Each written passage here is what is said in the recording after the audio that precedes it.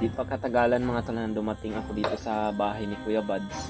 Nakapag-desisyon ako na dito na lang ako manggagaling. Para sasamahan ko to si Kuya Buds. Kasama ako tol.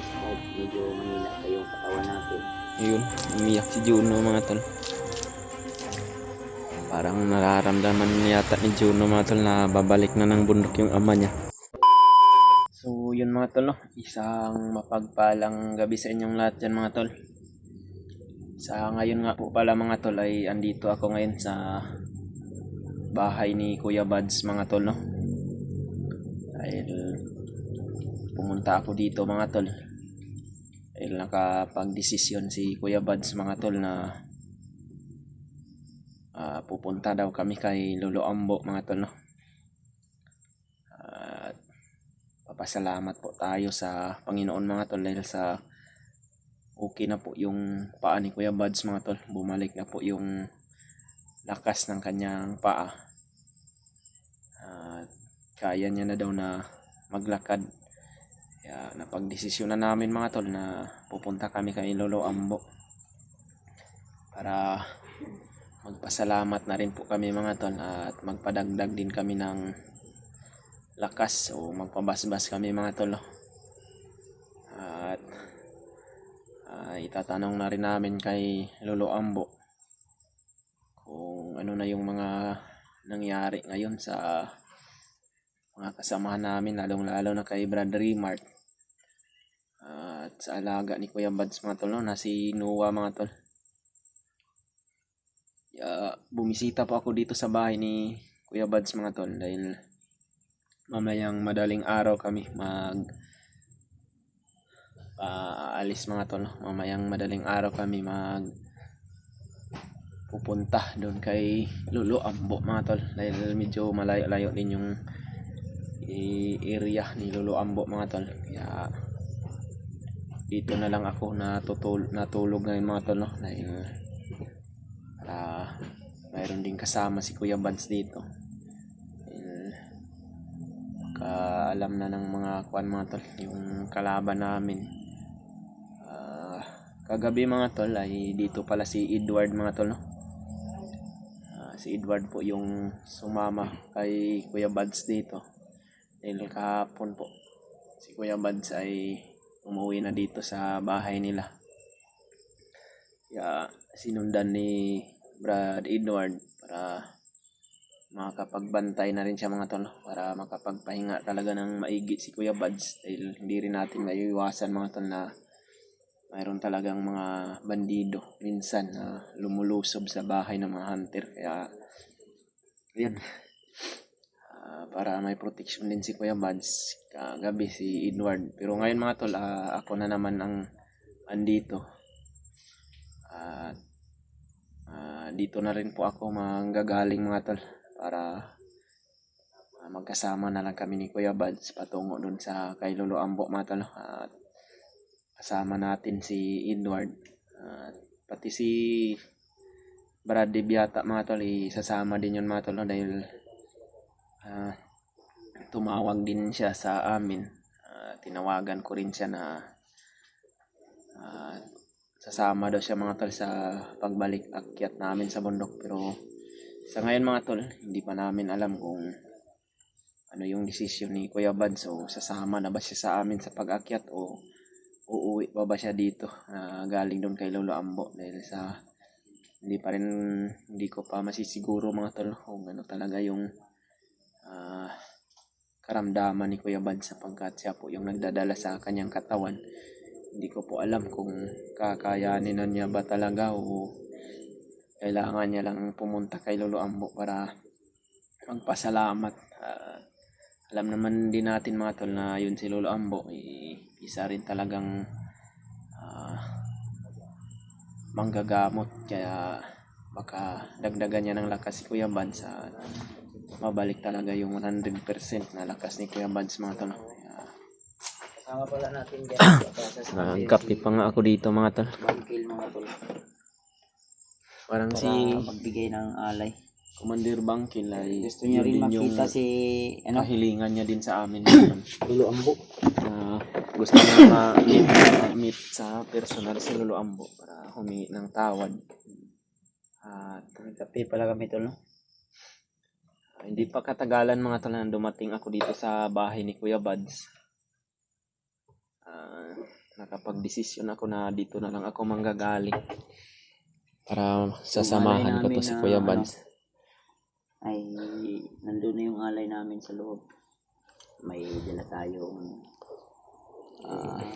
kunting bigas, then Itlog, at then saka yung manok, syuktong. mga grocery, maliit lang na grocery pero ayok na magustuhan ni Lolo Ambo at maibigay natin sa kanya. So hindi naman kailangan talaga ng malaking alay siguro dahil naintindihan naman po natin, no, na wala tayo talagang sapat na pondo na para tayo ay makapagbigay ng alay ng malaki. Kaya salamat pa rin tayo tol sa lahat ng mga taong hindi nagsasawa na suportahan kami sa aming bawat upload na video, lalo na sa kasama namin.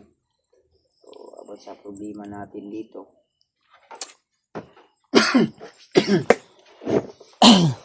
about sa kasama namin, lalo na sa kapatid ko. So, talaga din sa Ito yung problema talaga natin yung ngayon mga tol ano ay ko tol, no? Inuubo ako kaya kailangan si talaga Brad ng Remart mga tol, no? pahinga. Sa So sinabihan ko na po yan si Janre, sila Eduardo, si Edward at saka si Bangkil na pagkatapos siguro si murag uban si ko ano, Brad Dave, Dave. Kasama yun si Brad Dave tol. tutulong din na sa Pagpasensya nyo na tol kung si Dave ay mga ilang araw ay di siya nakapag-explore, di siya nakabalik agad gawa ng may ininda din siguro siyang karamdaman. At yun po yung ano natin na balita, no. Siyempre gipit din sa mga pangangailangan kaya nag-extra siguro siya ng mga pang araw-araw na kailangan ba. Pinuntahan ko siya kanina Brad, sa kanila Brad. Nagkausap kami doon. Sabi niya na hindi daw talaga siya umakyat dahil sa gipit din daw siya nung panahon na yun ba, tapos delikado din yung bundok kaya wala siyang kasama. Mas mabuti na daw yung aakyat siya na may kasama siya para sa Butin lang yung paa ko ay hindi na talaga ano. Dahil talagang tiniisan anong ni kwan, Brad? Bangkil. Kaya mo na ba Brad? Wala na ikon. Dili naman yun. Wala, dili lang ako ikon, baka mabinat tayo ba. Hindi rin basta-basta yung area ni Lolo Ambo na lalakbayin natin. Malayo din yun. Lalakad tayo ng 3 araw o 2 araw. Kaya sasama ako tol. Kahit medyo mahina pa yung katawan natin.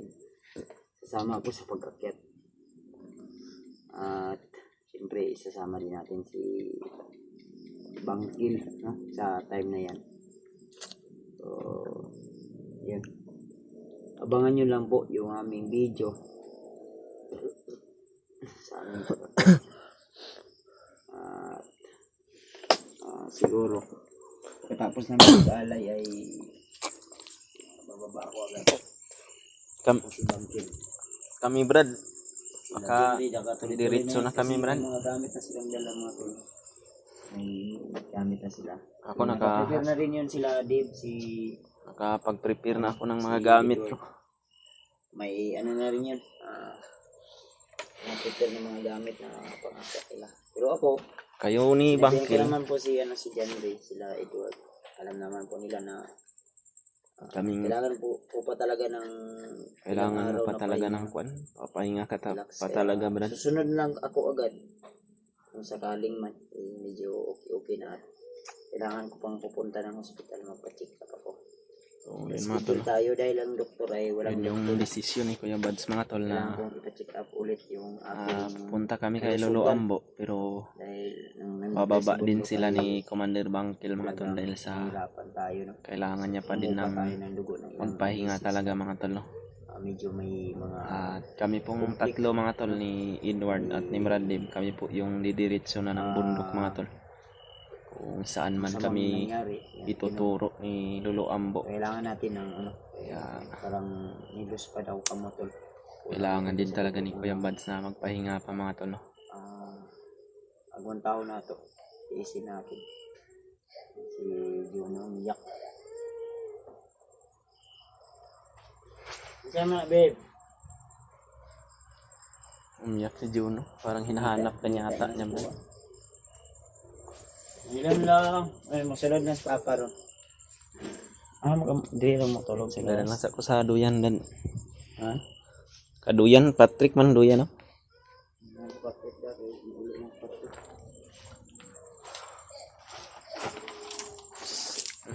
Iyak si Juno mga tol. No?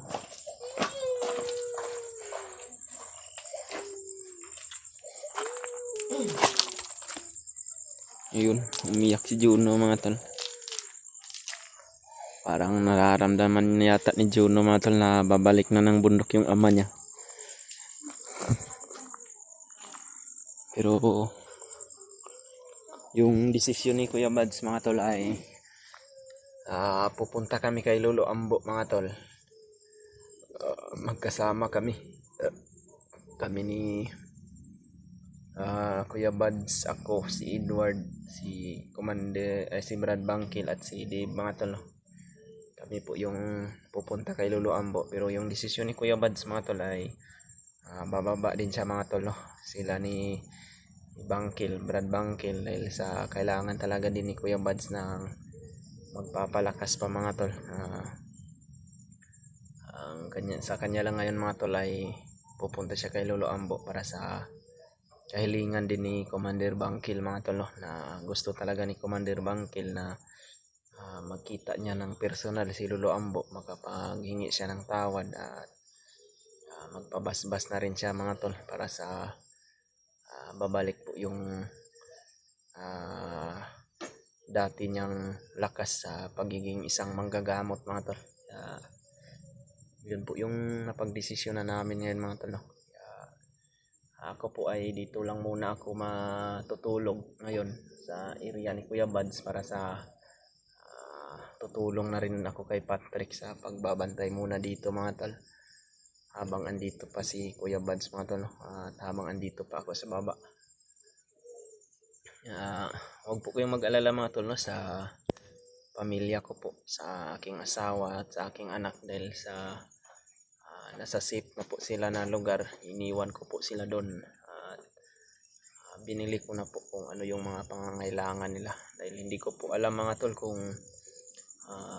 ilang araw, ilang weeks o ilang buwan ako doon sa bundok mga tol. No? Dahil hindi natin alam kung anong yung mga pangyayari sa bundok, kaya mabuti na yung advance tayo mga tol sa kung ano man yung mga kaganapan.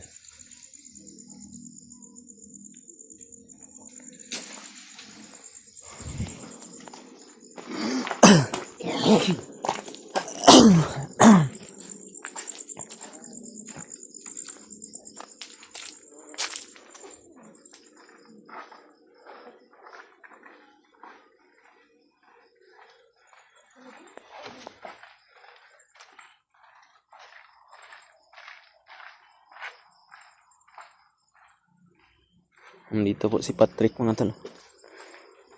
Tutulog siya mga tol. Bago niya lang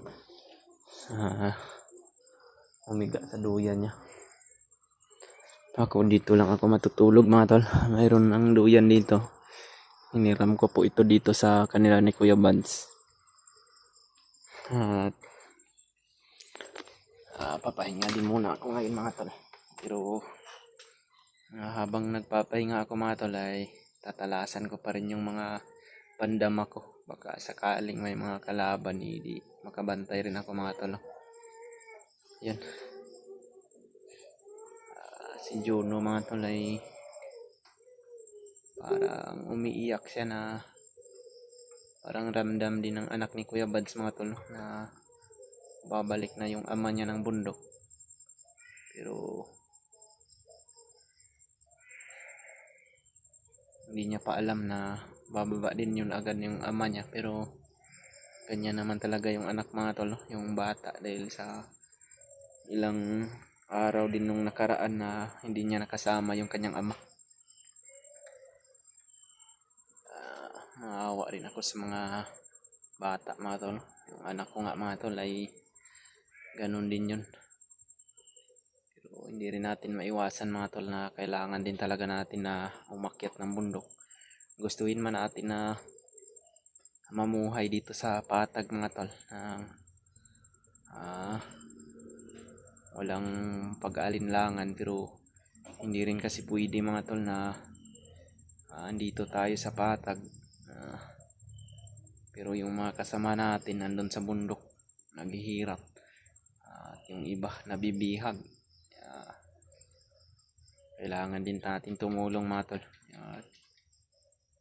Gustuhin man natin na dito mamalagi, pero hindi talaga pwede mga tol, sapagkat hindi rin tayo mapakali dito mga tol, no? Dahil yung mga taong nangangailangan ng tulong mga tol, yun din yung mga taong naging isang dahilan kung bakit ako nagbagong buhay, at kung bakit ako na nandito ngayon, patuloy sa hamon ng buhay mga tol.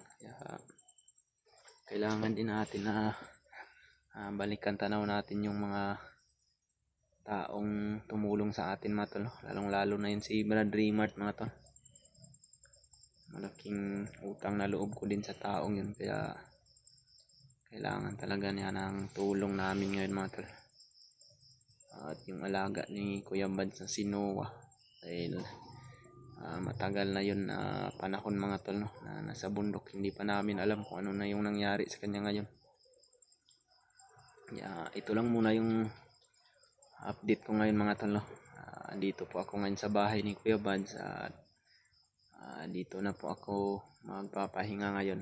Didiretso na po kami ni Kuya Bad sa bundok, pupunta kami kay Lolo Ambo. Dadaanan na lang namin siguro sila ni Edward at si Bradley mga tol, no. Pupunta pa kami doon sa bahay ng magulang ni Kuya Bads para kunin o sunduin namin doon si Bangkil.